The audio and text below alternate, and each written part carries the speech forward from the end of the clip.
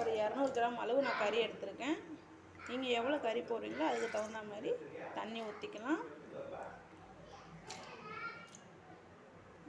200 gram அளவு போட்டிருக்கேன்.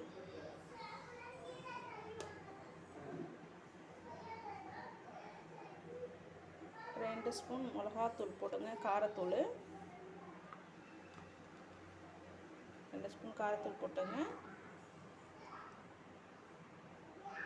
மஞ்சத்தூள் ஒரு 1/4 டீஸ்பூன் போட்டுங்க.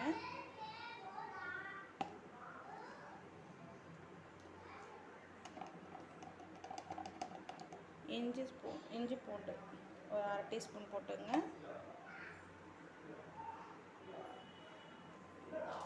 தேவையான அளவு உப்பு போட்டுங்க.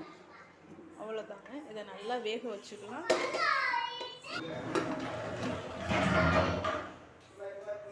விசில் வர வரைக்கும் வச்சுக்கலாம். கறி நல்லா வெந்துருச்சு பாருங்கள். கொஞ்சோண்டு தண்ணியும் இந்த கறியும் இருக்குது.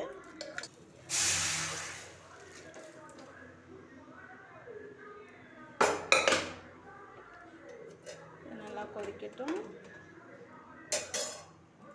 100 கிராம் அளவுக்கு நம்ம ஆயில் எடுத்துக்கிறோம். இப்போ இந்த கொதிக்கும் போது கொஞ்சமாக ஊற்றிக்கலாம், எல்லாத்தையும் சேர்த்துற வேணாம்.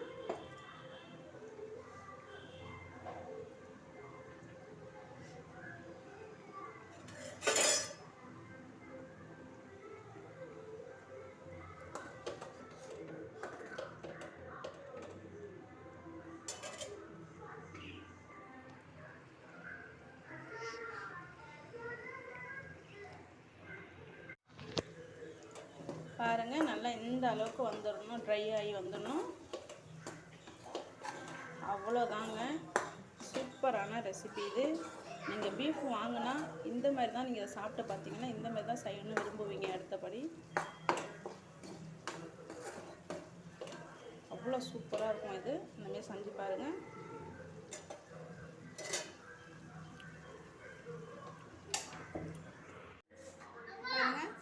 பீஃபில் மிளகா கறி பாருங்கள், சூப்பராக இருக்கும்.